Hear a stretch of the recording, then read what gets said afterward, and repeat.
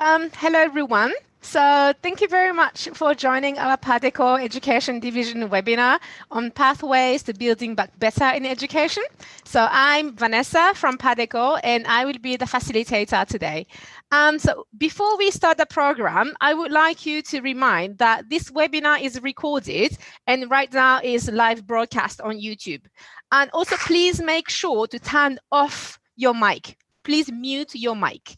And to also change your name, full name, as a full name at affiliation, as you can see on the screen right now, so we can know who is from where.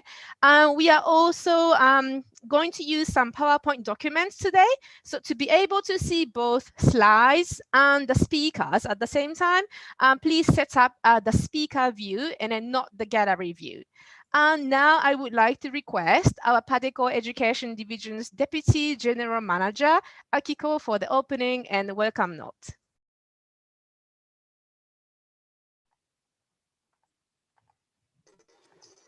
Okay, thank you, Vanessa. I'd like to welcome and thank you all for joining us on behalf of PADECO's Education Division. For those of you who may not be familiar with us or what a consulting firm does, we are contracted by government agencies such as JICA, Japan International Cooperation Agency, MEX, Ministry of Education in Japan, development banks such as ADB, World Bank, and local governments to provide technical support on projects and studies. Here are some examples of our projects and the different approaches which are being taken. For most of our projects, the ultimate goal is to improve the quality of children's learning. In Myanmar, Laos, and Bangladesh, we are providing comprehensive support to improving the foundation of public education through textbook and teacher education curriculum development. Whereas in Cambodia, the focus is on developing human resources for education through providing support to establishing a teacher education college. These projects share a common feature, that is, the project's ultimate output is fostering teachers. In Egypt, we have two projects which are supporting the implementation of Japanese-style education through model development. The objective here is to disseminate the benefits of Japanese-style education and know-how, skills and expertise in order to improve education in Egypt. Pre-pandemic, we were working alongside our counterparts in the Ministry of Education to reach our goal of improving the quality of children's learning. Now, with the pandemic, we are being faced with new challenges and having to think about how to solve these challenges. In August, we had our first webinar in Japanese, in which we had a panel discussion with representatives from 6 of our projects on how schools in developing countries can build back better, moving towards post-COVID. This time around, we decided to take a more in-depth look by focusing on 3 countries, Myanmar, Cambodia, and Laos, and the journey they have been taking and decisions being made about education as the pandemic has unfolded. First, I'd like to give you some background information on the COVID infection rates in the 3 countries.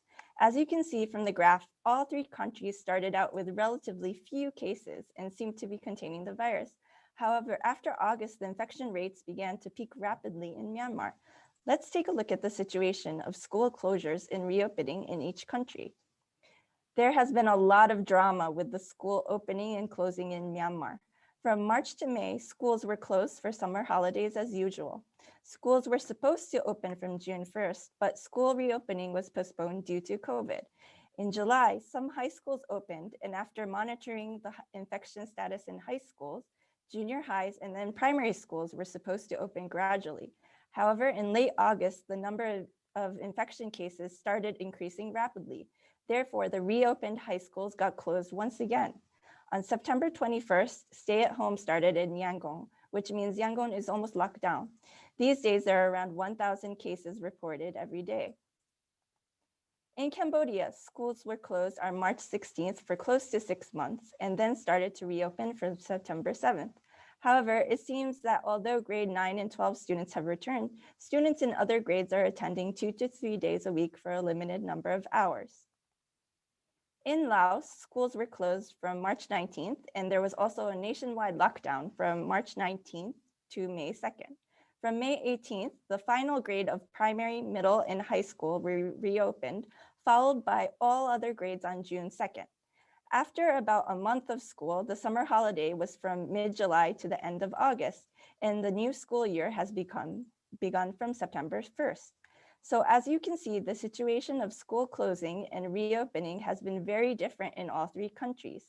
To give you more insight on what was happening and the decisions being made on how to continue learning during school closing and reopening, we will now hear from representatives of our three projects.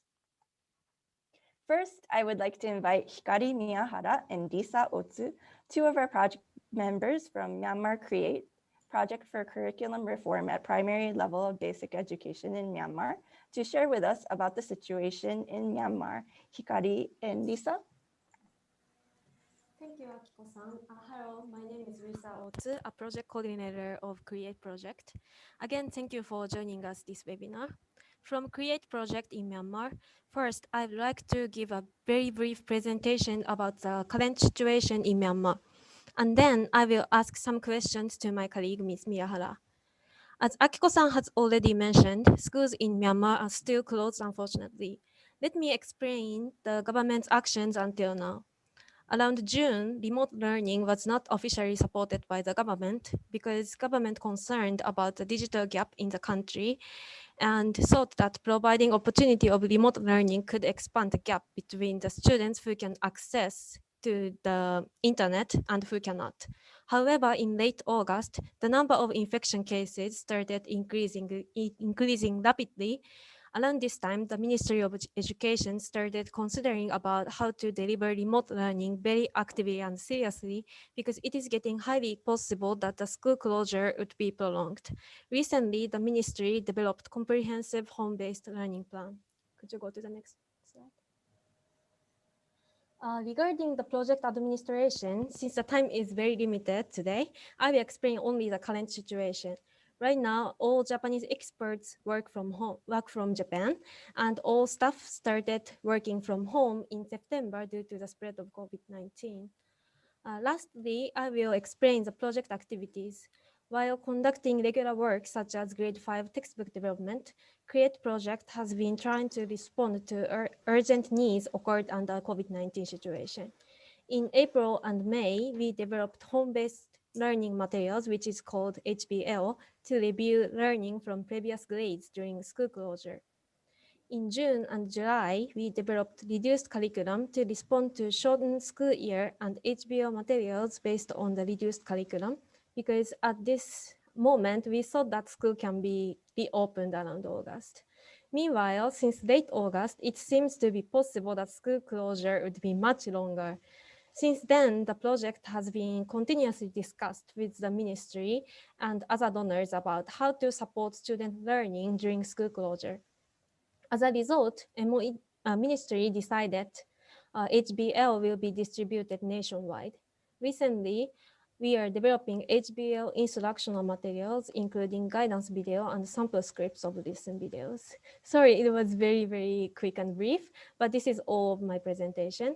So then I want to ask some questions to Ms. Miyahara. She regularly attends meetings with the government and other donors. So I believe she will give us many insights from the front line. So Hikari-san? Yes. Can I ask what is the ministry's plan for ensuring students' learning during school closure? Hi, I'm Hikari from Myanmar. Thank you, Lisa, for the question. Yes, I understand the theme of this webinar is about how to manage education after schools open under COVID-19. But as Lisa explained thoroughly, the schools are still closed in Myanmar and nobody knows when they can be opened. And it may even end up not opening until the end of the school year. Our colleagues from the Ministry of Education are really distressed and working hard to come up with a plan on how to recover learning based on the assumption that schools can't open anytime soon. The current plan is mainly around how to deliver learning materials to children. Even enrollment hasn't been done, so the first priority is to have children receive textbooks. The next is the delivery of learning materials. The 1 month worth home-based learning material that Create Project developed is being printed with GPE fund, and we are working with the ministry to put its data on Myanmar Digital Education Platform, also known as MDEP. For areas with no internet connection, portable servers will be delivered for local downloads. Likewise, materials for longer-term home-based learning are expected to be given online as well as offline, depending on the access to the internet. The ministry is preparing to broadcast communication videos and lesson videos on TV and radio as well. Over to you. Thank you. As you mentioned, CREATE has been trying to support student learning as much as possible. So, and CREATE started these activities quite early, like April and May. So what made this early intervention by CREATE possible? And what was the challenge and learning through this process? Actually, the Ministry of Education already had some idea about delivery of materials as early as April too, but there was no curriculum-based content that would support the learning. When the schools were closed in Japan, we had a very hard time trying to continue children's learning, but at least the teachers managed to prepare minimum assignment to be done at home once the children received textbooks in the beginning of the new school year. But it's not the case in Myanmar. Unless schools open, children don't receive textbooks, and there's not much teachers can do to help. Initially, we didn't think the project can help either, as our counterpart members are all very busy trying to finalize the grade 5 textbooks, but we are the ones who developed the new primary curriculum up to grade 4. So if anything was to be done, it had to be done by us. Then the school opening was set at late July to early August, and so to have materials delivered during school closure, we had to rush. The situation of infection and school opening kept changing throughout the process, so we kept adjusting our input along the way. We rewrote guidelines, prepared additional instruction, and even changed the usage of certain materials. It's been a lot of work, but I'm glad we started early and continued working, because otherwise we wouldn't have got anything ready by the time they are needed. It was really helpful that the materials were made flexible enough to be modified to fit the requirements as the situation evolves. Over to you. Thank you very much for sharing your experiences. Thanks to all the efforts of our counterparts and staff and experts, HBO materials are finally getting ready now. So could you let us know what is the biggest gap right now? And is it at all possible to have a vision for restoring learning in Myanmar? Yes, this is really an important question for all of us.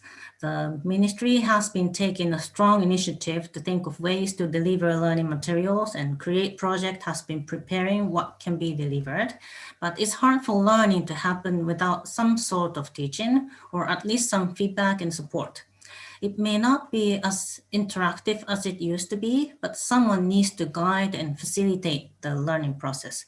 As Lisa mentioned, we are also helping the ministry with the lesson videos to support home-based learning, and I hope it will be useful, but it's still one-way communication, and not all children will benefit from them either. I think how teachers can play their part for home-based learning is one of the keys for its success. So if I may, here is my question to Laos or Cambodia or both, probably Laos, from the record that Akiko just showed. I see that you have experience of having the children learn from home before the schools opened. I'd like to hear what you have tried during school closure in terms of teachers' involvement, and also dealing with the gap between those who have access to internet and those who don't. What seemed to work in home-based learning and what challenges you faced. I'd like to share your insights with our colleagues in the ministry in Myanmar. Thank you. Okay, so hello everyone. This is Rio, and I'm a representative of Laos project. On behalf of Mr. Udit, let me answer to your question that Hikari asked. So mainly in Laos, the school principals or some teachers especially in cities, created like WhatsApp group or messenger groups and contacted between teachers and parents to ask how children are doing during the school closing period, and ask them to send the homework and so that teachers can check online. But the issue obviously is that the digital gap between those who can access to digital devices and those who don't, especially in rural areas. Actually, the school closing period was relatively short in Laos, which we are going to mention here in our presentation later. But so now actually the Ministry of Education in Laos is creating a learning platform online and offline. And this is one future plan that the government, Ministry of Education in Laos is developing with support of UNICEF. So basically the plan is about, because we are still living with COVID and we don't know the future, how to ensure continuity of learning after school reopening and prepare through several different scenarios of partial reopening or full closing in case pandemic spreads again in Laos in the future. One of the strategies among many is to develop resources for teachers, including how teachers could support students after reopening. And another is to ensure the students' home learning in remote areas by making small groups in community so that teachers could actually go visit the community and meet students on a regular basis, even during the school closing period, if it happens in the future. As I said, because there was the school closing period was short, which means there was not enough time for the ministry to prepare and also to penetrate the government plan to the very front line to each individual teacher. So we are currently at the stage of learning from our own lessons in the past and now preparing for the future. Okay, so that's from our side. So by the way, you said you developed a video on education under COVID-19 in Myanmar, but could you share some information with us, Hikari? Yes. Yes, thank you for asking. I think Lisa can show you a few footages from the video for reference. Yes. Actually, the schools were expected to open in a few months when we started producing this video. So in Myanmar, we can't really refer to it fully now that the schools are still closed. But what we wanted to convey here is how learning can be supported when the kind of learning activities encouraged in child-centered approach can't be used due to infection prevention measures. Child-centered approach is not just about doing activities, but to focus on individual children. So we are encouraging teachers to listen to children, make sure they're listening and really thinking and learning, find things that can be done without physical contact, and use repetition and exercise productively. The parents can also help by keeping healthy routine, sending the kids to school, and supporting home-based learning. As you can see, we are not bringing up anything brand new, but it's more like we are saying, let's go back to the basics. That's about it.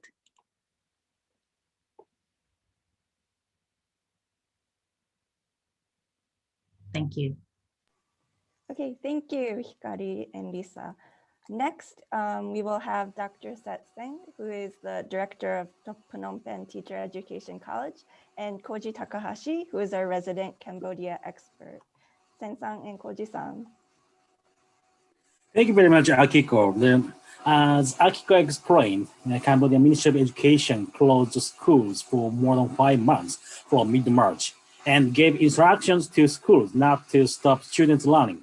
And finally, in September last month, the students are allowed to go to schools even for 2 days a week, a limited number of subjects, limited school hours. But now, I'd like to ask Dr. Sen several questions about how educators in Cambodia is coping with the problems in this situation and what future he envisions.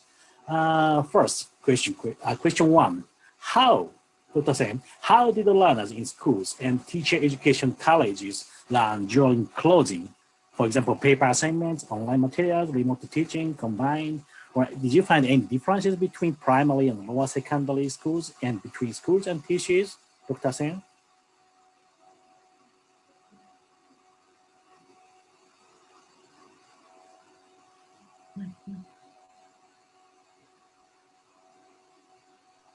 Sorry, yeah.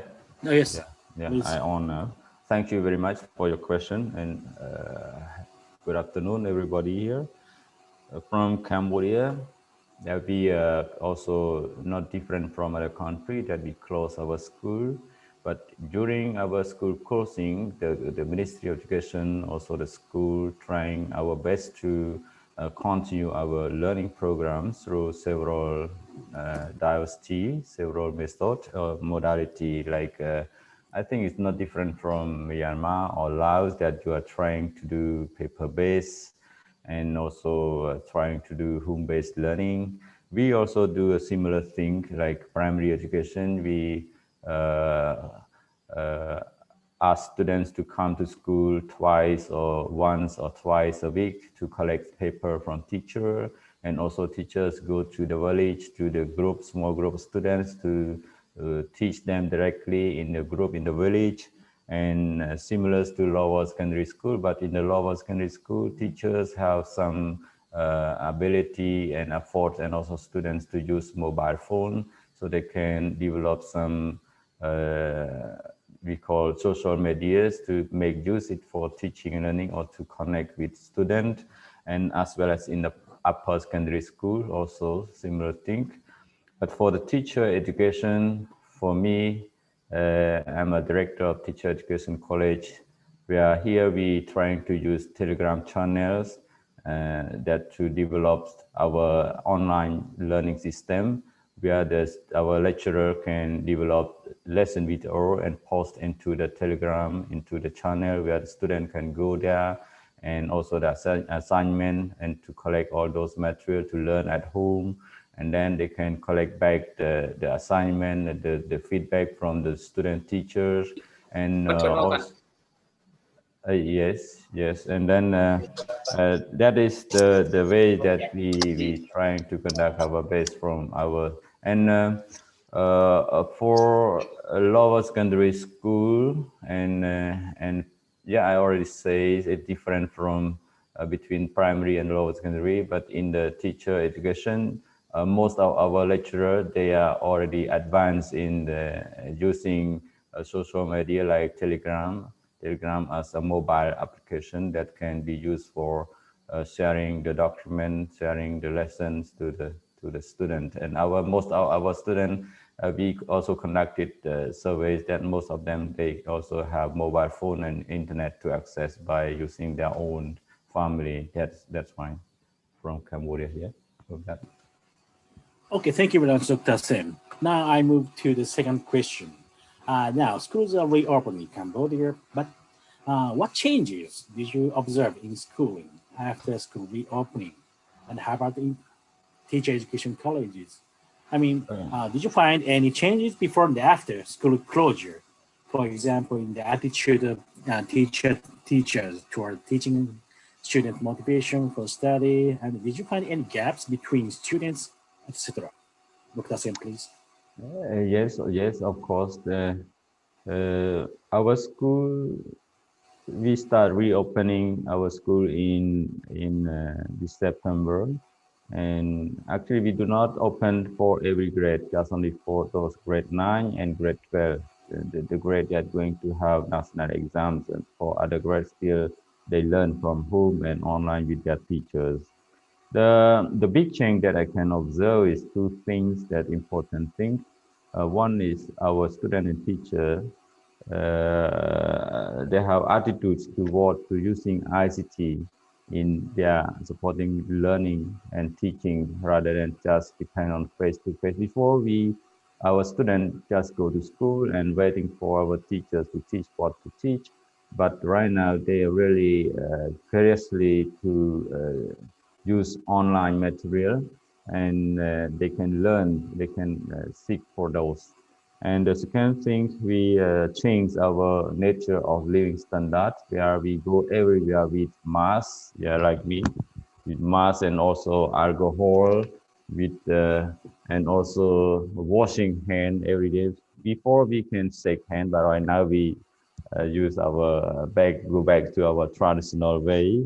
And regarding to the advantage or disadvantage, I mean, for those slow learner and remote students, still we have facing also not so much different from Myanmar and Laos. I think because those, especially for the poor family, they cannot access, they cannot use online.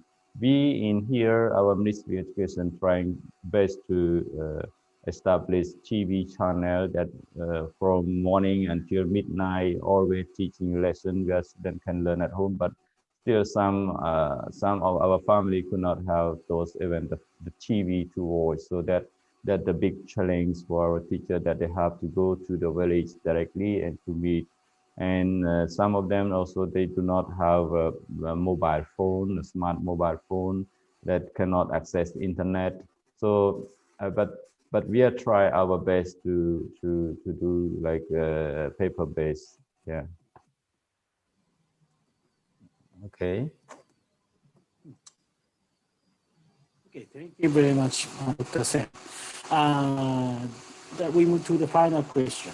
Yeah, despite these difficulties, we have to move forward. And my question is, could you share your views about teacher education in the next few years, and what changes can you envision in the modalities, for example, in the modality of the teaching learning in schools, on the curriculum syllabus and teaching learning, and syllabus and teaching and learning in TCs, or what do you think about changing role of teachers, etc.? Dr. Sen? Yes. From the COVID pandemic, we learn a lot. That we change our culture, change our attitude of our teachers, that strongly teacher-based, now moving a little faster to the student-based learning, that student learn more than teacher teach. So in the next, even though, you hear me? Okay, even though the situation come back like before COVID, still we have to, in our Ministry of Education, also teacher education, we are strongly to commit that we continue to apply our learning material online. That means two things that I think it is important for teacher education curriculum and also a school curriculum, that we have to foster the blended learning. That means we have to do both face-to-face learning and also using the developed material that we already have done during COVID, and also develop more for the online material, so that teacher and student can go to online to the home or website, homepage, that they can access more learning and assessment there, and just come to the classroom for the discussion and hands-on activity rather than just face-to-face. So this opportunity, I think we face a lot with COVID-19, but at the same time for the Cambodian, I think we also have a big opportunity. I mean, transfer from the challenge to the opportunity, that most of our teachers and students change a lot their attitude towards online material. And the syllabus, I think we can add more, we can look at more, especially for our teacher education, have to provide them a lot of opportunity to improve, to develop their ICT. I mean, ICT in education, how to use ICT to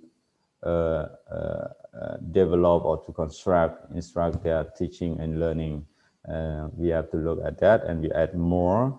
And also we are planning, we are thinking that we have to develop more online material, and so that we can post into website or into the blog of our website, so that other teacher can use that material online anywhere, anytime, that we can support throughout. Yes, that's from Cambodia. Any question? Continue. Thank you. Okay, thank you very much, Dr. Sen. I fully support your idea that the already developed online materials will be utilized in other purposes, in other programs, in pre-service teacher training and in-service teacher training, so that all the teachers upgrade the qualification to BA or 12+4 in the near future. Okay, thank you. Thank you very much again to Dr. Sen, and over to Akiko. Thank you very much. Okay, Thank thank you, you. Sen-san and Koji-san. Okay, so next, we have Mr. Uti Tipmani, who is the Deputy Director of the Research Institute for Educational Sciences, who we are partnering with in developing the new primary math textbooks, and Rio Nishihara, who is our project Thank you very much, Dr. Setseng, for your presentation. Yes, Uti-san, thank it's you. okay. We will do the question later. Okay. So Rio, can you start? Okay, thank you very much, Akiko, and thank you very much again, Mr. Udit. We're so glad to have you with us. So let's start our discussion. So can you hear me?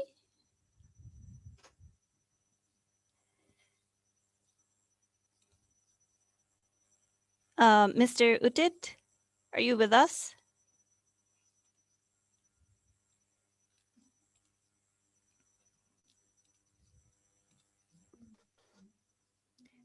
Mr. Udit, are you with us? Can you hear me? Yes. Okay, let's start. Okay. Okay. Okay, thank you very much Yeah. again. Okay, so currently, Yes. okay.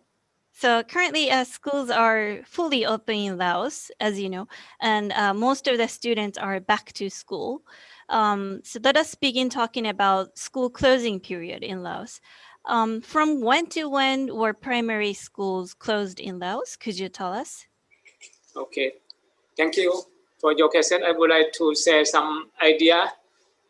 School will consist from the mid-March to May for the grade 5 and mid-March to June for the grade 1 to grade 4 after having the summer break for 1 month and a half. New school year began in September. Okay, so the closing period was about 2 to 3 months, as it seems. How did students study during the school closing period? Okay. Students bought the textbooks home and homework what given by the teacher to study at home. We also upload the copy of textbook and teacher guide to Ministry of Education and Sport website and Facebook to list using digital device. In order to support student home learning, we develop lesson video and broadcast it on television channel on TV, YouTube, and radio. Ministry notify provincial education and sport service about the broadcasting information was passed down from province to district level and from district level to the principal, school principal. School principal share the information with the parent with WhatsApp and Messenger. I see. Thank you very much. So there were several measures that ministry took for students' alternative learning, especially using IT. In fact, more than half of the parents who have access to TV said, according to our survey, that the TV programs were quite helpful for children's learning. On the other hand, our project found out at our field survey we conducted after school reopening in July that some students actually couldn't bring their textbooks home before the school closes. Here to explain a little bit about the context in Laos to everyone. In Laos, textbooks are not given for free, like in Japan, but lent to each student, and we use the textbooks for several years. What happens is that some teachers even hesitate to let students bring textbooks home because the printing and binding quality of books are not so good. So if students bring textbooks home, that means books might get damaged quickly. Also, some teachers were concerned that the parents wouldn't understand how to teach the contents to their children since the curriculum and textbooks are now new. That's why we need to work together and make sure books are produced good quality and to improve the students' home learning environment. Okay, thank you very much. And please let me go to the next question. So after school reopened in May and June, what kind of preparation in terms of school management did ministry make to make the schools reopen? In terms of the school management, ministry make guidelines and send to provincial education and support service about prevention of infection to COVID-19, such as wearing masks in classroom, checking temperature, or washing hands. Ministry make flyer and distribution to the school. School put those flyers on the wall in classroom to improve student awareness about how to prevent infection to COVID-19 at school. Okay, well, actually, these are the photos that we took 2 weeks ago in Vientiane.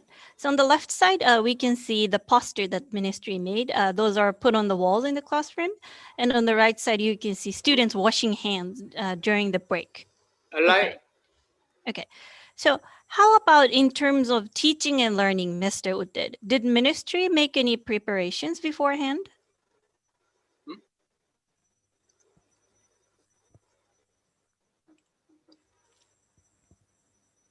Okay.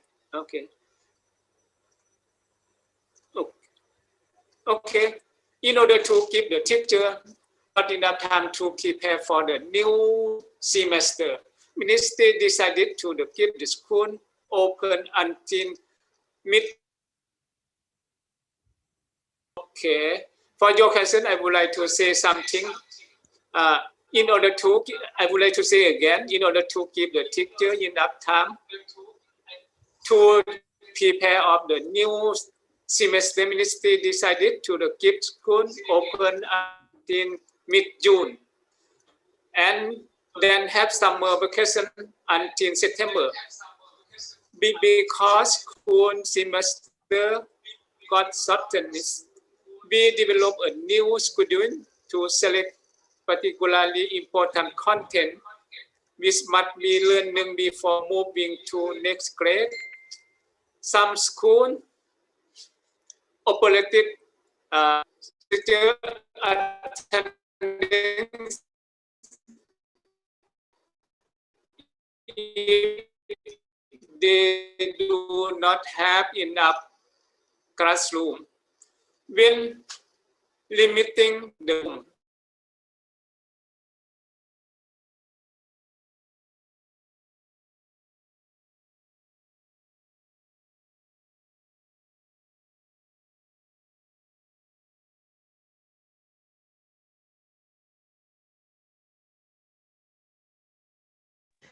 All right, then. Thank you very much. I think all of us, we enjoyed the conversation and questions, but I think, this is also part of our work, dealing with the internet connections from the field. And then today's topic is the voices from the field. So I think this is a real images we can really share at the best, I think.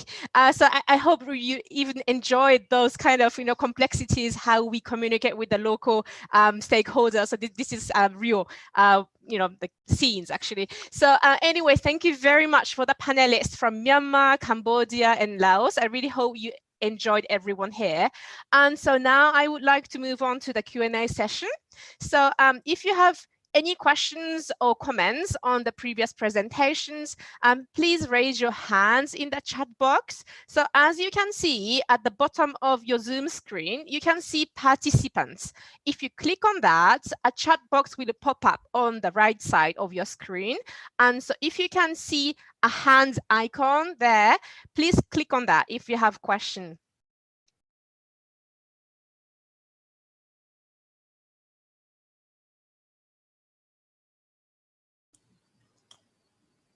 Okay, can I ask a question? Yeah, sure. I think no one has raised the hand yet. So yeah, please, could you? I'm trying to look for where I can raise my hand. Okay, it's okay. All right, then please go ahead. Yes. Okay. Thank you very much. I really interest on home-based learning. Home-based learning, that is also our, in Cambodia, we are not saying home-based learning, but we are trying to support our base to our student to learn from home. So I want to hear from Myanmar, especially that you are trying to enhance home-based learning. How would you could you tell more detail the implementation of home-based learning, how it is working, and what is the support from Ministry of Education, and especially how you access student learning by using home-based learning from school. All right, then. Thank you very much, Dr. Setsen. So we're going to ask Myanmar team, either Hikari or Lisa. Yes, thank you so much, Dr. Sesen. It's an honor to have your question. To answer your question very quickly, the answer is that we haven't started the home-based learning yet. The Ministry of Education just prepared the comprehensive home-based learning plan.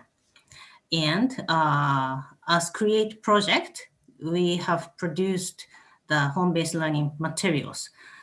Some are printed materials for review of the previous academic year.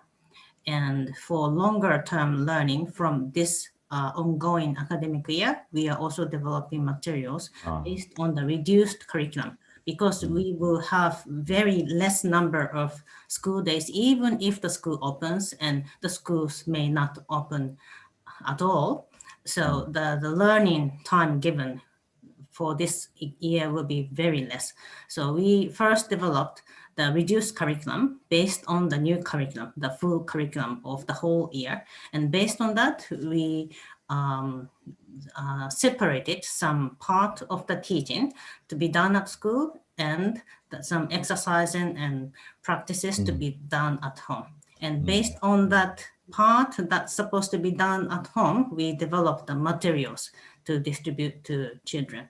We are also preparing instruction video for several subjects, explaining how the learning needs to be done step by step for each subject.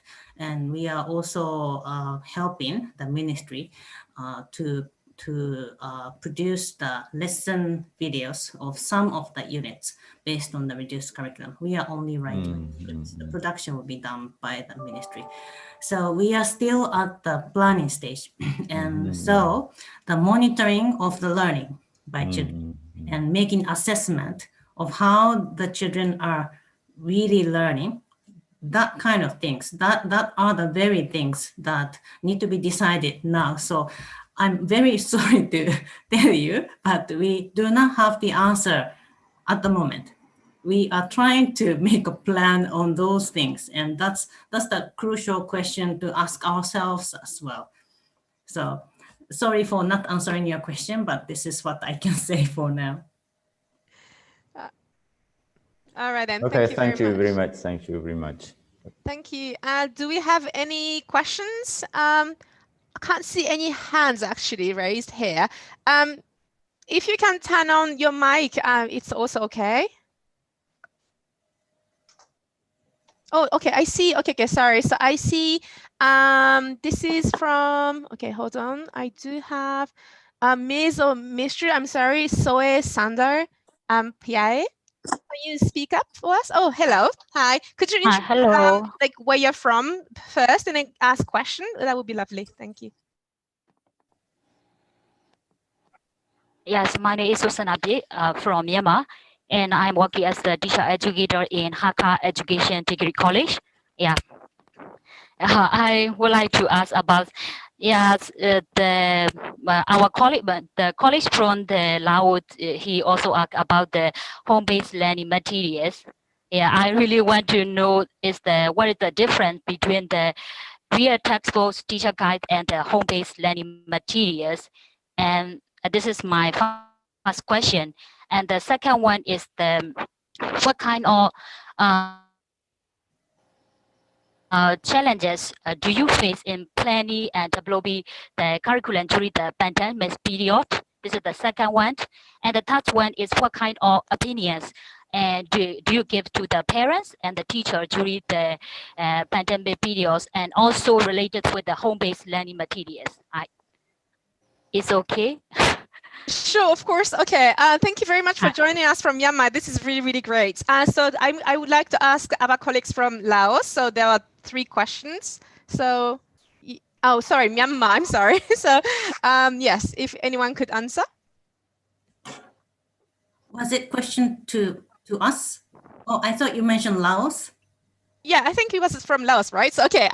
Okay, so if our colleague from Laos could answer to our participant from Myanmar, actually. Actually, well, Myanmar project talked about home-based learning materials. And actually for Laos, the school closing was quite short time. So during that time, we had not developed, Laos was only closed for 2 months or so. And so the children just brought back their textbooks to study during that time. But the Ministry of Education is now preparing for the future. And so they are developing lesson videos right now for, especially for math and Lao language and science. And they want to try to develop videos for each lesson in each grade that they can show on TV and also on the internet. So these would be based on the current curriculum and not different materials. But that is just the plan right now for Laos. Okay, right. So, right, thank you very much, Akiko. So I'd like also ask Myanmar project to answer to that question as well. Yes, to answer the first question, the difference between teacher's guide and the home-based learning materials, I think that was the first question. Teacher's guides are for the teachers to know what to teach and how to teach for what objectives. So that comes along with the textbooks for teachers. The materials that we have been developing is specifically for the school closure. So it's not to support the teachers to give lessons at school, but for children to learn at home and for teachers to know what assignments to give and what to look at when the children return back the assignments and things like that. So it is for learning from home, not at school. So that's basically the difference.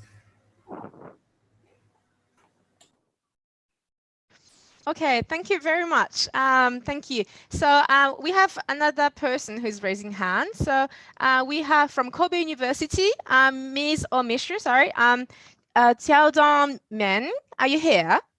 Yes, I'm here. Right. Hello. Thank you very much for joining us. Could you introduce briefly yourself, where from, and then the question? Yes, sure. I'd like to. And hello, everyone. My name is Xiao Dongmeng. Now I'm a doctoral student at Kobe University. And yes, thank you very much for PADECO to organize such kind of informative webinar since last time. For the first time I attend this kind of seminar, I find I learned a lot from the field, the experts working on the field. And so this time I also want to learn from you with very eager mood to learn more. So by listening to the introduction from the 3 countries' experience on how to organize the home learning during the COVID period, I have one question is about the parent-oriented support program or project. Not matter it has been planned or conducted in the in these 3 countries now, or have applying or even with some schedule in the future. So before my yes, I asked my question in briefly, and later I want to share some of my own experience regarding my question, because I'm a 10-year-old boy mother. So my son and I are living in Japan. During the spring, we stayed at home. And in Japan, as you may know, from the end of February or the early of March, the school started to close, and the children have to stay at home and learn at home. We have we started the home learning at the in the middle of April, I think, with the guidance from the school. And the school distribute the new textbooks and home studying plan guidance. And but for my own experience, even the school, the teachers create a very clear guidance to teach the students how to learn at home step by step. And also they teach the students how to create a daily study plan. But I found for the children, even for the parents, for our adults, it's difficult to understand how to conduct it following the guidance. So I try to learn it by myself first, and then taught my son. And fortunately, we can complete all the assignment by the end of the second round of the home learning assignments were distributed. So let me ask my question again with some details question. So for the my question is open to all three countries experts.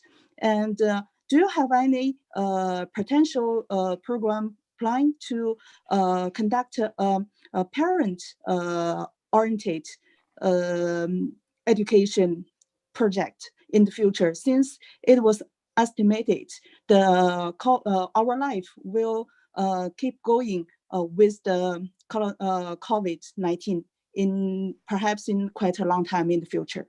Yes, that's my question. That's all. Thank you. All right. Thank you very much. And thank you very much for sharing your own experience. I think everyone can understand what you're going through. And then, I would like now ask three countries, if any of you could answer to that question. Okay, well, I can start. Thank you very much, Men-san. It's very lovely to see you here. Again at the webinar. Okay, well, thank you very much for your questions, first of all. Well, actually, your question is very, very critical. Well, in Lao case too. There are actually like double or triple layers of what makes it hard for parents in Laos to get involved to the children's education. Well, as I mentioned quickly in our presentation, well, actually the students in Laos, primary schools, not everybody can bring back textbooks home due to some reasons, and that actually makes parents further difficult to learn what children are learning, and especially during the school closing period, if children couldn't bring textbooks home, then parents cannot help. And the teachers assume that the parents wouldn't be able to help children, because in Laos, we are now developing the new curriculum. And from grade 1 through grade 3, we are using the new textbooks, actually.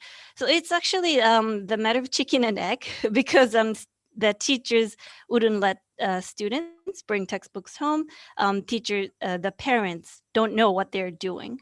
And because parents don't know the contents, the teachers don't let the students bring the textbooks home. But it's absolutely the parental involvement is a hot issue. And in the plan that the ministry is making again with UNICEF, it actually talks about the parental involvement that we need to strengthen in the future. So actually, I can only say that it's a future plan, actually. But absolutely, we are going to work together with other donors, and that we need to keep discussion. All right, thank you very much. So now I think we are closing the first part of the webinar. Thank you very much, everyone, again, for your active participation. So now it's 5 p.m. in Japanese time. So we would like to have 5 minutes break. So please come back in 5 minutes, which is 5:05 in Japanese time. So thank you very much, and I'm looking forward to see you in the second part. Thank you very much. So, thank you for coming back, everyone. Let's start the second part of the webinar. So in the second part, we are having guests. So the first is Professor Sakurai from Toyo Eiwa University and then Tohoku University. She will present about the perspective on infection prevention in schools. And we also have Professor Kita from Okayama University. He will present about the perspective on ensuring continuity of learning. And we also have Mr. Lao P.D.R. He's a teacher in the Philippines, and he's currently a teacher trainee student at Okayama University within MEX, Japanese Government Scholarship Program. So now I would like to ask Professor Sakurai to present. Thank you. Thank you. Thank you very much for such a wonderful presentation and discussion in the first part. I would like to make brief comments from a perspective on infection prevention because my expertise is school disaster safety. Next verse, please. This graph already in a question time, there's a question about the Japanese situation. This graph shows the Japanese situation regarding COVID-19 infection case in Japan. In Japan, schools were closed at the end of February and resumed gradually in June. In July, most of the schools were resumed. Next slide, please. Next, please. And then this graph shows that among 242 cases of pupils and students infected and then also found at school, 57% were infected at home. And also by the end of August, only Ministry of Education found that only 15% were infected at school. As you know, children spend 15% of their time at school in a year. The time they stay at school is very limited. Therefore, it is important to take risk prevention behavior outside of school, such as at home. Next, please. This is a Japanese Ministry of Education manual on COVID-19 school response. And then as already discussed in the other countries in Asia today, continuing education is also top priority. And then Japanese Ministry of Education emphasized that the temporary closure of school should be limited. And then maybe example of the duration is only 1 to 3 days. And then school is responsible for establishing a health management system at school and the collaboration with school doctors and pharmacists. Also, collaboration with households is very important because how to stop children with fever not to come to school. So this is the some of the points listed in this manual. Next, please. Understanding that the Japanese case, I'd like to come back to the concept of build back better in education. This is a definition shown by the United Nations Disaster Risk Reduction Organization. Build back better is an approach to post-disaster recovery that reduces vulnerability to future disasters and community resilience.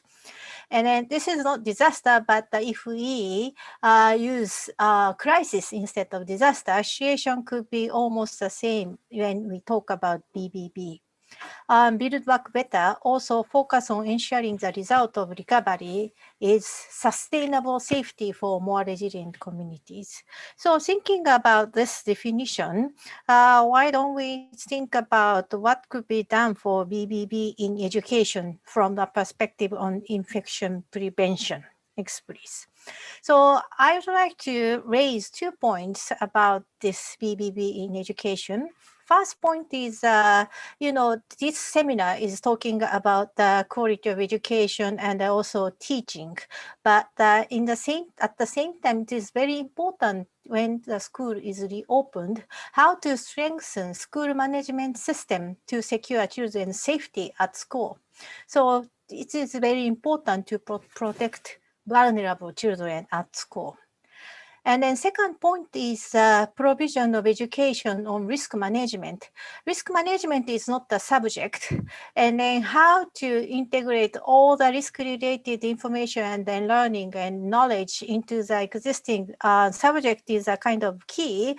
But the most important is enhancing competency of children to deal with unknown risk such as COVID-19. This is very important. So from a perspective of infection prevention, these 2 points I would like to raise for further discussion. Thank you very much. Thank you, Dr. Sakurai. Next, we will have Dr. Masakazu Kita, who is a professor specializing in science education in Okayama University and also has worked with us on our projects in Cambodia. And he will share his perspective on ensuring continuity of learning. And also we are lucky to have a presentation from Mr. Lao P.D.R. who is from the Philippines. And in part one, we heard from Laos, which had a low infection rate and was able to open schools in a short time period, followed by Cambodia, which had a higher infection rate and was starting to partially open schools, and then Myanmar, where infection rates began to rise rapidly and had to close their schools once again. However, compared to the three countries, you can see the infection rates in the Philippines is literally off the charts. And Leo will share with us about the preparations which were made to reopen schools, which they were able to do quite recently. Now, I would like to invite Dr. Kita to give his comments. Thank you for introduction of me. I am Masakazu Kita from Okayama University. I'd like to show the movement of chemical education during pandemic. And I'd like to give some comments on the part one discussion. Furthermore, my colleague, Philippine science teacher Leo, will show his situation. Next, please. This is a Journal of Chemical Education, September, special issue, insights gained while teaching chemistry in the time of COVID-19. Here are more than 180 papers, the categories and the number of papers. The biggest interest is laboratory learning. This is 44 papers out of 180. These 44 papers mention how we conduct lab activities during pandemic. Next, please. These 180 papers are submitted from worldwide. Next, please. One paper's questions how chemistry education has changed during the pandemic and what changes in chemistry education are needed. What chemistry curricula would better equip students as citizens and professionals that can understand and manage complexity, change, uncertainty, resilience, and vulnerability. This paper's answers are more question-driven than knowledge-driven, more authentic, problem-based than topic-based. Next, please. The paper shows core competencies for foundation chemistry courses, 3 dimensions, cross-cutting reasoning, core understandings, fundamental practices, and their categories and competencies. If you want to know the details, please check Journal of Chemical Education 2020, volume 97, page from 2696. Next, please. In part one, 3 countries show several limitations and challenges. The schools were closed for several months, so we cannot cover all contents, and when schools reopen, students' number of classrooms has to be limited. So activities at schools have to follow, avoid the 3 C's, closed spaces, crowded places, close contact settings. At closed schools, science classes, we cannot conduct lab experiments. Therefore, lab box is delivered to home, or TV program or YouTube videos are used. So education resources for online or at home are also limited. Self-learning style or home-based learning needs teachers' assessment and feedback, but they are not easy. So we have to develop a new curricula for a new normal. It means under these limitations, we have to consider the strict selection of core concepts and core competencies. Next, please. Here, I summarize 4 learning styles during the pandemic: face-to-face, online, on-demand, and self-learning or home-based learning. Each second column is active learning, ideal one. Lessons driven by students who find problems and solve them cooperatively, blah, blah, blah. And blue columns are practically possible learning style, and green ones, fourth column, green one, this is traditional ones. Each learning style has each advantage. So according to the limitations, we can choose a learning style or combine a couple of ones. Next, please. This is my recommendation for the learning style: face-to-face, online, on-demand, self-learning should be balanced by using available ICT tools during the pandemic and also post-pandemic. At this situation, the authentic problem-based style can motivate students to learn. It means that the reasons why we have to learn are very clear for such authentic problems. For example, scientific meanings of disinfection and infection, we can know how, if we learn such scientific meanings of disinfection and infection, we can know how we prevent from COVID-19. Next, please. And this is my last slide and my conclusion. Most people support after pandemic, everything goes back to before pandemic. Now we are struggling, but we are learning many things during COVID-19 time.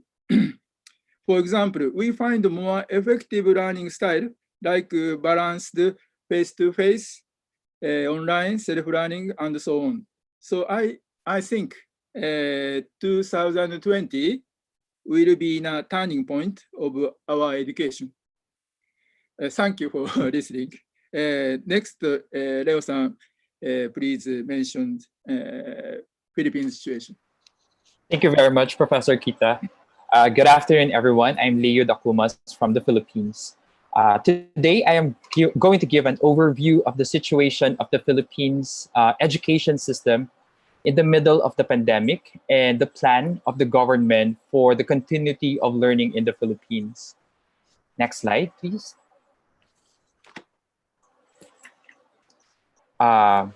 Okay, next slide. Okay, for almost 2 pandemic months, most countries around the world have temporarily closed educational institutions to contain the spread of the COVID-19 pandemic and reduce infections. This closure has affected more than 1.2 billion learners worldwide, with more than 28 million learners in the Philippines. While countries like Japan have immediately shifted to online platforms, the Philippines indefinitely ceases operations of the schools until its opening last October 5, 2020. The closure of schools, which happened in March, is also the time when public schools is about to end the academic year. However, due to the closure, to this particular closures, final examinations for the current school year have been canceled. Teachers have been told to use the students' current class standings as the basis for their final grades of that academic year. Furthermore, unlike other countries like Japan, which still conducted some graduation ceremonies physically with the closest relatives invited, the Philippine schools have to do it virtually through online platforms as in Facebook Live, for example, YouTube Live, and the like. So the bigger question here now is, what is the Philippine government currently doing for the education sector? Next, please. The Philippine President Rodrigo Roa Duterte made a marching order to prohibit face-to-face classes until vaccine be available to contain the spread of the COVID-19 pandemic and reduce infections. TV and radio frequencies will be used and is currently being used to deliver learning to the students. Hence, the Philippines Department of Education, Ministry of Education counterpart in the Philippines, developed the Basic Education Learning Continuity Plan, or the BELCP, that will respond to the basic education challenges brought about by COVID-19. Next, please. The Basic Education Learning Continuity Plan highlights 5 major areas: the most essential learning competencies, the multiple learning modalities, learning resources, adaptation for learners with disabilities, and of course, financing. But for today's presentation, I will just be zeroing into the most essential learning competencies and multiple learning modalities. Next one. For the first item, the Department of Education Curriculum and Instruction strand, through the Bureau of Curriculum Development, has identified within the full K-12 curriculum the most essential learning competencies, or the MELCS, or these are the topics. This has streamlined the total number of competencies in all learning areas, and that is from kindergarten to grade 12, excluding the technical, vocational, livelihood, or the TVL specialization in senior high school. That is from 14,171 learning competencies to 5,689 learning competencies, or a reduction by 60%. By streamlining, according to the Department of Education, by streamlining the learning competencies to the most essential, students and teachers will be able to focus more on the learning activities and resources while having sufficient time for coverage and mastery. Next one. So for the learning delivery modality, schools can adopt maybe one or more or combination of the following, depending on the COVID-19 restrictions and the particular context of the learner in the school or locality. That is face-to-face, online distance learning, blended learning, and homeschooling.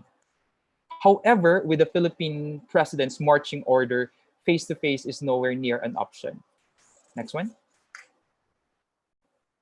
For the face-to-face modality, well, this refers to a learning delivery modality where the students and the teacher are both physically present in the classroom, and there are opportunities for active engagement, immediate feedback, and social-emotional development of learners. However, when face-to-face is allowed, class have to be organized, including rescheduling, shiftings, and teacher-learners ratio.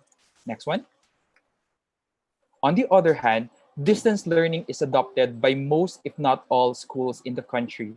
This refers to a learning delivery modality where learning takes place between the teacher and the learners who are geographically remote from each other during instruction. This includes modular teaching, as you can see from your screen, online distance learning, and TV or radio-based teaching. In the school where I am affiliated with in the Philippines, which is the Baguio City National Science High School, a combination of these modalities was adopted. That is, students are delivered with modules for them to answer From time to time, online classes or synchronous classes were also conducted for feedback and further instructions, and local TV and radio broadcasts were used to deliver teaching. The biggest problem, however, is synchronous learning, which is a real-time video conferencing classes because of limited internet accessibility and gadget availability in the Philippines, especially that the speed of internet in the Philippines is amongst the slowest in Southeast Asia.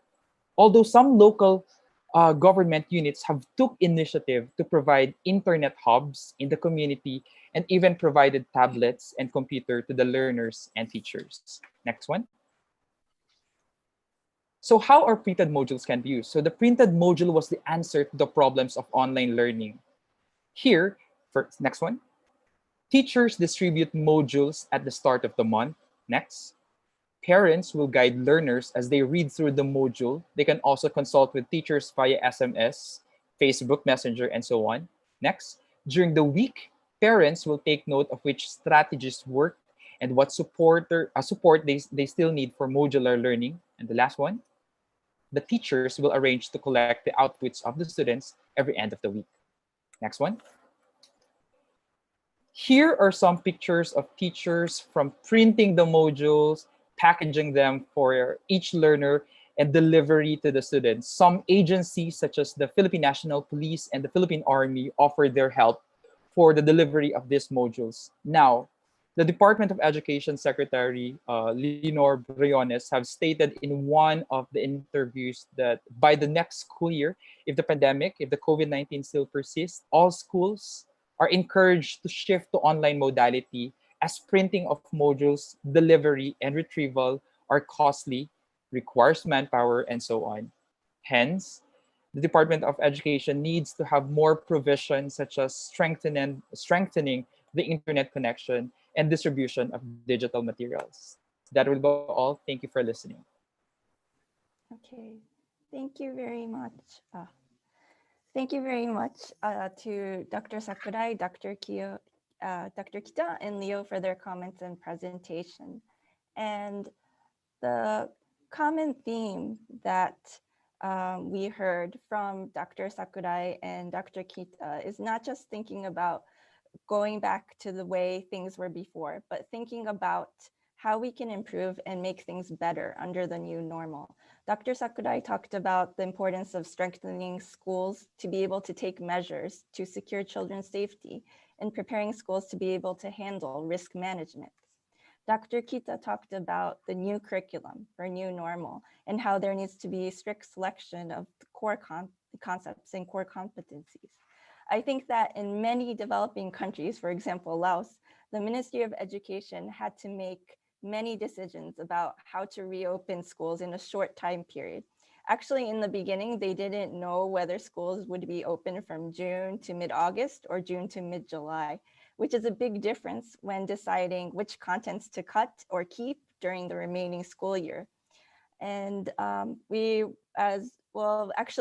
Mr. Uti was going to talk about this, but actually the decisions about the curriculum and what to teach, they decided to just keep like the minimum required content students would need to learn to continue learning in the next school year. However, when countries develop their curriculum, they think about what kind of skills they want their citizens to have. And Dr. Kita introduced how in the case of chemistry education, considerations are already being made on the core competencies people will need living under the new normal. Then we heard from Leo about how in the Philippines, they had to streamline the core competencies in all grades and subjects by 60%. Before the webinar, I heard from him that they had been planning to reopen schools at the beginning of the school year in June. However, since it took so much time to first streamline the competencies and then develop the learning modules, print and distribute them, the reopening was pushed back until August and then until the beginning of October. This process of streamlining and choosing the most essential contents and then having to think about what competencies are needed under the new normal will be quite challenging for many countries, especially the ones we are working in, but also a necessary step which needs to be taken to build back better. Okay. So next, Vanessa. All right then, thank you very much. And so now we would like to move on to the plenary session. So based on the presentations and a conversation on Myanmar, Cambodia, Laos, and the Philippines, or from your own experiences actually, I'd like to invite everyone to discuss on what steps do you think need to be taken to build back better in education. So again, if you could raise your hand in the chat box, I'm gonna call you one by one.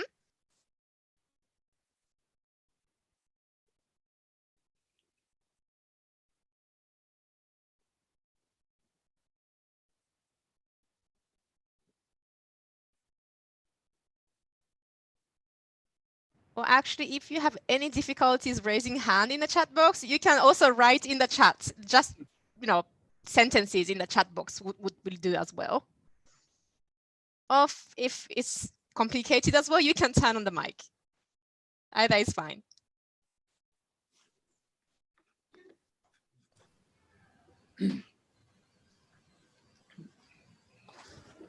Okay, thank you very much for Dr. Gita Sensei is my best famous former supervisor during my study, both master and PhD, and with him. So we be apart for long. Now we have time to meet today. And thank you very much, Kita Sensei and Dr. Leo for the good and inspiring presentation and sharing experience. For me, I really learned from your presentation. I really support Kita Sensei ideas about the future curriculum development that we need to reconsider that, especially for Cambodia education, we have to think what content and what competencies is the best to choose for this circumstance. That we cannot put everything that we have before the same as like now. As you know, you may not know, not as you know, you may not know that Cambodia education normally in the normal classroom, we try to put a lot of content more than skill, actually, a lot of content more than skill. If we look at the textbook, Kita Sensei may also know that, and we trying, like, if we talk about the quality of our education, is we still on the basic of remembering and more less on the conceptual understanding. So we are trying to move right now to higher order thinking, critical thinking. So, and with this circumstance that we cannot opening a school fully and we cannot meet directly with our student, then I think in the we have to reconsider that how we can develop or revise our curriculum so to meet the change. Like we have to choose we have to draw throw away the unnecessary content, and we choose only the important content. Especially we have to think the learning outcome or expectation of a learning outcome that we want our student to have better competency in especially to meet the level marketing. In our education also, we have this problem that we cannot match the need of the society when our student graduate. At some time they learn in this area, but the marketing is different area, so it is different much. So that I really thank you to Dr. Gita Sensei. Also thank you to Leo that tell us some modality that we should consider when we trying to implement our curriculum during this circumstance, and we learned from the Philippines. Thank you. That's my comment. That's it. So. Thank you very much, Dr. Setsen. Is anyone willing to reply, comments on what we just heard from Dr. Setsen, or if any other new comments will be also welcomed?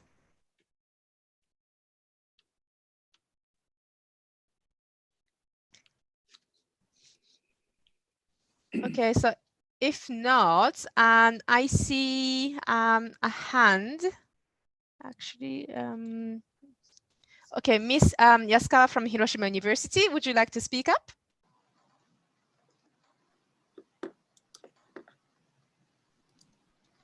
Yes, good afternoon. Can you hear me okay? Yeah, sure, go ahead, yes. Thank you very much for the presentation. I'm really impressed with the many different kind of like a panelist and also the consultant about this situation. And in terms of the steps for the Build Back Better of the education, I'm thinking that we really need to think about what students need to study. Especially I really impressed with the Professor Kita Sensei's like presentation about in the science education, we need to think how we can continue this education in the situation of COVID and after the COVID. So also after COVID, this kind of like a remote kind of chance should be existed.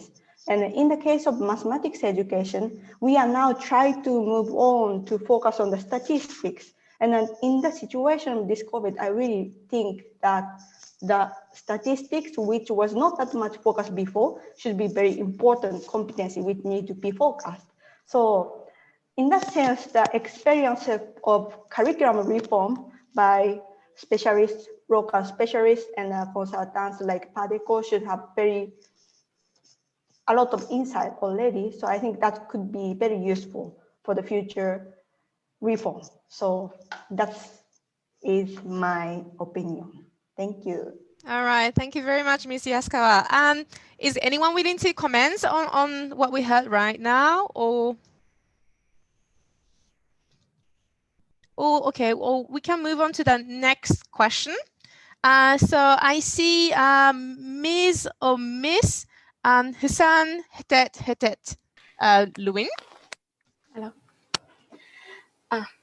Actually, I'm from Myanmar, and now I'm currently studying at Naga University for the education human resource development for my master degree.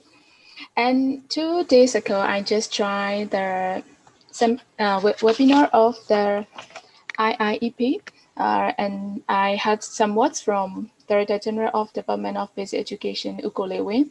And yeah, as your presentation, she mentioned that the government is planning to implement the home-based learning program. And he told that the possibility to reopen the school is far away. Yeah, as you know, the confirmed case of COVID-19 as of yesterday is more than 31,000. So it's getting worse. So I understand that to reopen the school is not still not possible, but I'm not sure, and everyone are not sure how home-based learning is effective to all children, and because the parents are not every parents are educated to teach the children. Even you post the video how to teach, and I mean you mean the policymakers and the implementers, and the children, and yeah, and if, not every home has their televisions, and not even the internet connection. Not they don't have the televisions to watch the videos, and even the government can provide and can support all the necessary things to every students, but the purpose that the children go to school is not only to learn, and they want to communicate. Now the children are getting bored at home, and because starting from March, they have no friends and they cannot communicate with each other. So yeah, we need to, the policymaker need to consider to reopen the school with the new normal sign after the situation is getting better. That's why I think we need to reopen the school and to plan to reopen the schools with consulting with some health officers with the new normal time. In my opinion, now we should close, of course, but closing the schools for a long time is not a good plan. Yeah. Thank you. Yeah, thank you. Thank you very much for your comments. Is anyone willing to comment on what we just got? Maybe panelists or yeah, professors, if you want to comment or on the participants' voices.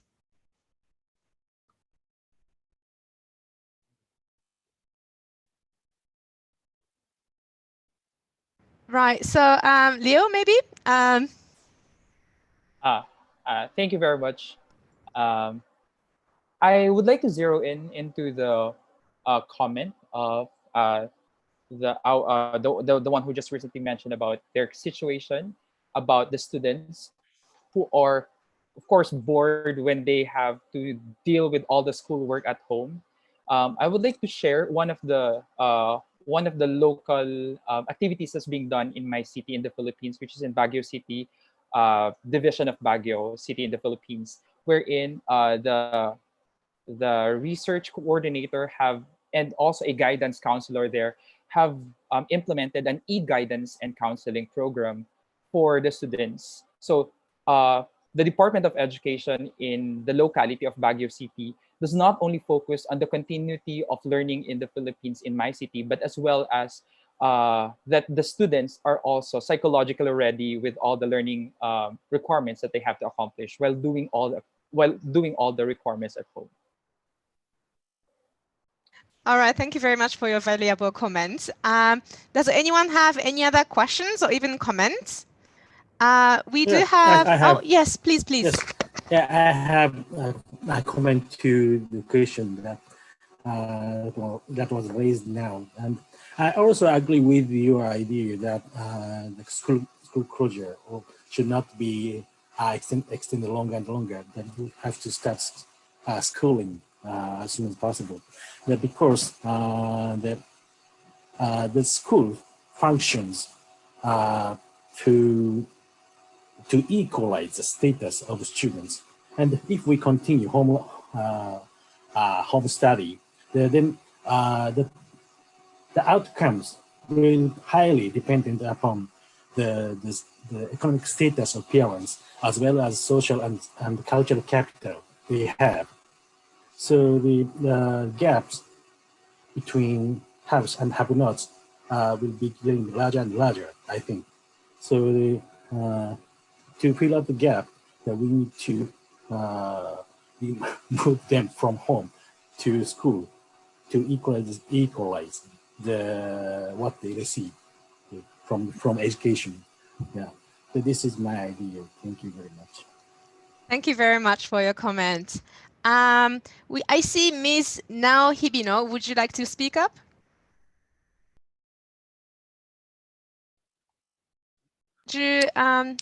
Sorry, can you hear my voice? Yes, sure. Sorry, I used the account, so sorry for you confused. It's okay. This is a new question to maybe the presenter. As our very first step, I'm concerned about the enrollment or come back to school.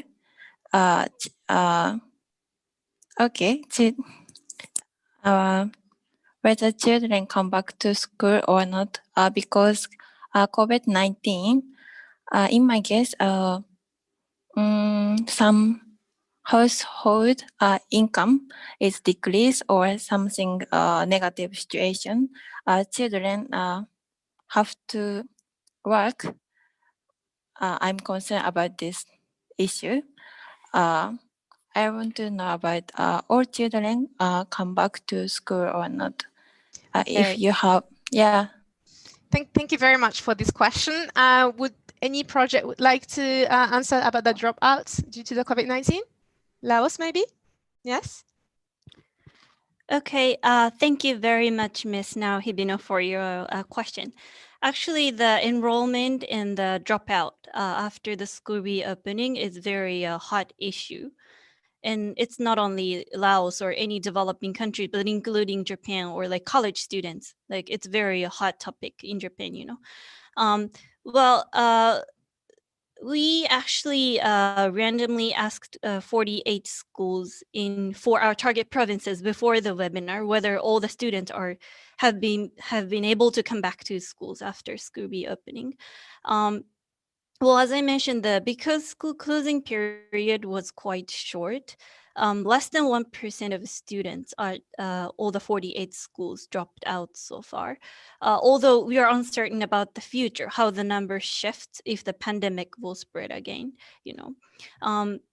There were several background for this. One reason, I mean, the why students dropped out is because, as you said, some households, especially engaging with the business related to tourism in cities, migrated to rural areas because no more tourists in Laos now. Like in Vientiane or Luang Prabang, those are the major cities for sightseeing. So those families moved to Thailand or rural areas to start the agriculture or farming.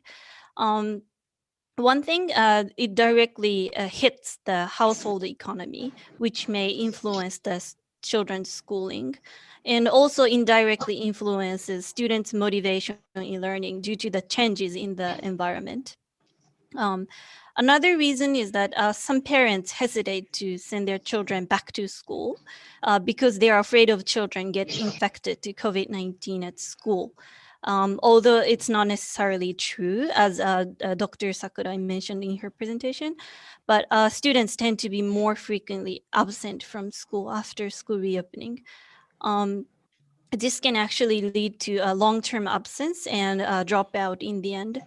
So we project are working together with ministry and improve the school management so that parents feel safe to send their children back to school and continue learning. Thank you very much for the comments. Other projects or professors also, if you'd like to add some comments on this issue?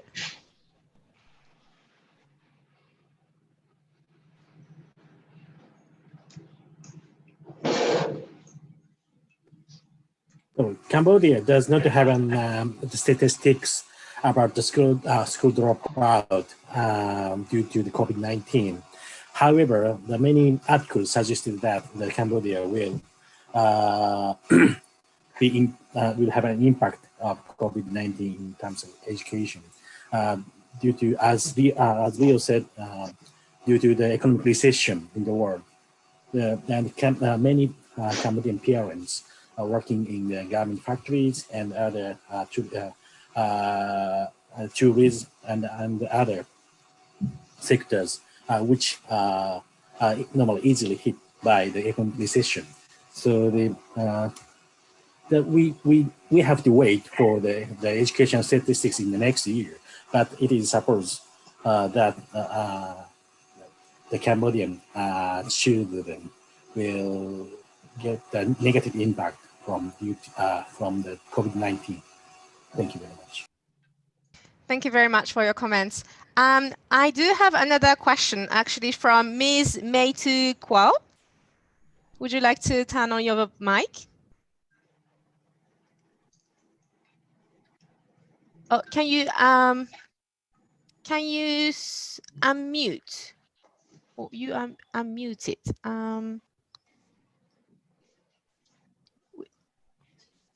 Can you turn on the volume? We can't hear you. Turn up at the volume. Is it possible? Microphone 背接吧哦。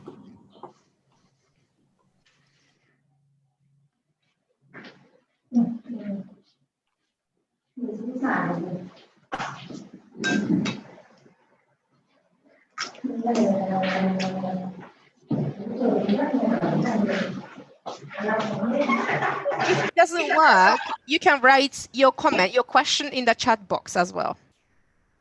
Okay. There you go. We can hear you. Yes. Lovely. Okay. So thank you again. So I would like to ask my concern about the teacher preparation for the COVID-19 pandemic. So as we all know, the teachers are very important, especially, and they need specific strategies to deliver the teaching in this pandemic. So we have the presentation from Cambodia, and it's like discussion from Cambodia, like they prepare the pre-service teacher, like by using the Telegram or by using the blended teaching, giving the assignment and giving homework, or like this kind of teaching in Cambodia. I think this is for pre-service teacher. And my question is, how about the in-service teacher? How we can prepare, or how are you preparing in Laos or Cambodia or in Philippines or in other country to about the teaching method or teaching strategies, especially in this pandemic? So that is my question. Thank you. Thank you very much for this question. I'd like to ask projects, either Cambodia, Laos, Myanmar, or the Philippines, or any other projects. Okay, from Cambodia. Yes, please. Because you asked to Cambodia.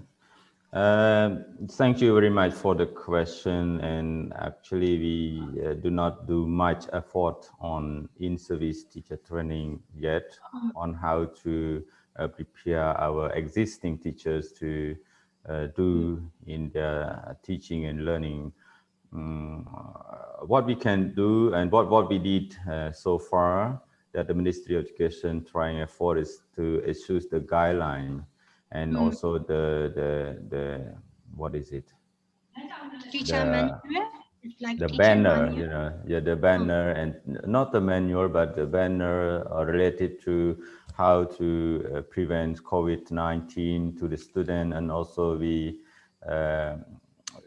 The ministry issues the guideline how to the teacher need to do in order to offer their lesson, their teaching. So only that, but we do not do much yet about how to help them teach online. I mean, as we are trying right now, every teachers are very survival by themselves to trying to use online material, trying to use online application in order to help their student. But from the ministry, we do not teach them how to use online for teaching and learning methodology to integrate we call pedagogical technical content. We are now also under the development and preparation that. Yes. Thank you for sharing. Because I asked this question because in Myanmar, our teachers in the pre-service area, they have some kind of challenges to use the online learning material like Zoom or some other application. They have some challenges, or some teachers are not familiar how to use the application for the online-based learning or online-based teaching. I think that is one of the challenges that we face in this pandemic. So I just want to know, how do you solve that problem? Thank you. From Cambodia, actually, so far within this 1 or 2 months, the Ministry of Education offered we call short training workshops to all teacher training centers, and also to we call resource centers, school resource centers throughout the country of how to use Google Classroom and how to use the YouTube channel and as well as Telegrams in order to help them to support the learning material. But anyway, it's still limited because we are big, not big country, but many teachers, Yes. more than 100,000 teachers throughout the We also country. So have, yeah. the government trying also to deliver such kind of technical support, but we still need to have more comprehensive all over across Myanmar. So yeah, that is one of our challenge. Yes. Thank you. And I have some additional comments.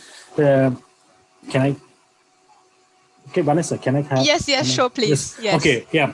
If we think about knowledge and skill separately, we can provide. We have learned that we can provide knowledge through online materials, and students or learners can study those methodological knowledge and then content knowledge. However, we have faced some difficulties in developing learners' practical skills. In this difficult situation, like TEC, Dr. Sen said, the students took their lesson video and share that video with others and ask for the comments. However, for example, the science, the experimental skills, skills for science experiments is quite hard to acquire for students, for learners. And if it comes to school children, the teachers can show the process of experiments, and this is the result. However, when we talk about teachers have to know how to prepare the apparatus, how to prepare themselves to conduct the experiments. But this process needs somebody with him or her to give instruction.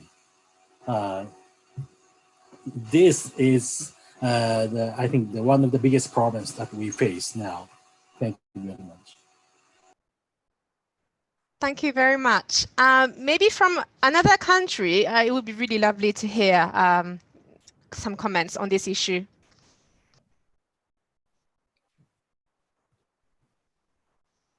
So Myanmar, Laos, even the Philippines.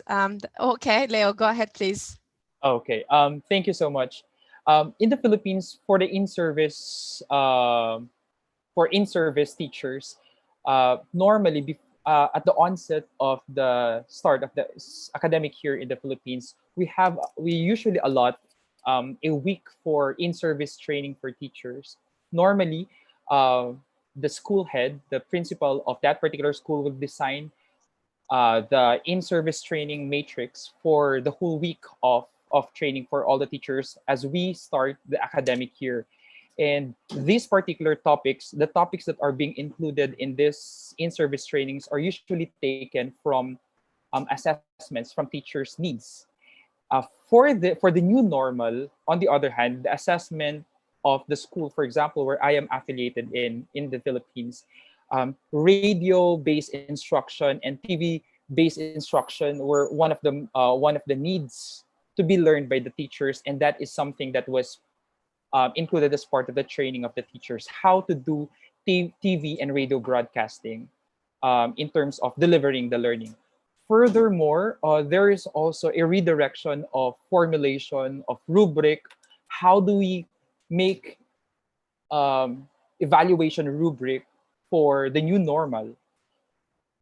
Another thing that was highlighted in that particular in-service training where I attended is the workshop on coming up with educational research, because a lot of teachers in the Philippines also conduct their own respective researches, and these researches have to be reframed into the context of the new normal amidst the pandemic. So yeah, are these researches, for example, timely and relevant in the middle of the pandemic, and so on? So these are things, some of the activities and some of the topics that were included during the in-service training before the start of the opening of the class. Thank you very much for your comments. So thank you very much, everyone. It was really, really good to have different parts of the world and then their voices and experiences. I think it was really, really active and dynamic. Thank you very much, everyone. So now I would like to ask the General Manager of PADECO Education Division, Ryuichi, for the closing notes.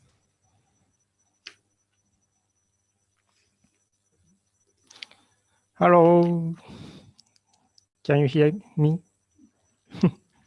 Yeah. Thank you very much. Yeah. Hello, Setsen, long time. Thank you very much once again, everyone, for having attended our PADECO Education Development webinar today. I am very glad to see everyone's active and passionate participation. The year 2020 has been marked by COVID-19, and education became one of the hardest hit sectors by the pandemic. Full or partial lockdown measures have been introduced around the world since March 2020, resulting in school closures. We are consultants in education and closely connected to the field. We are also the first ones to collect the voices from the field. As practitioners, our work has been severely hit by the pandemic as well, but it is also our role to be the first ones to respond to those voices from the field. This is the main reason why we, PADECO Education Development Division, wanted to hold this webinar to share our experiences, visions, and the voices from the field. And also to think together how we can build back better. As we hear these days, this is time for the new normal. And we need to be creative more than ever. I truly believe in this unseen worldwide educational crisis. Through solidarity among educational practitioners, academics, and locals, we can overcome this crisis. We have been working to improve education in both developed and developing countries, and we will continue to provide our support to build a better future for all the children in the world. Thank you very much, and see you again.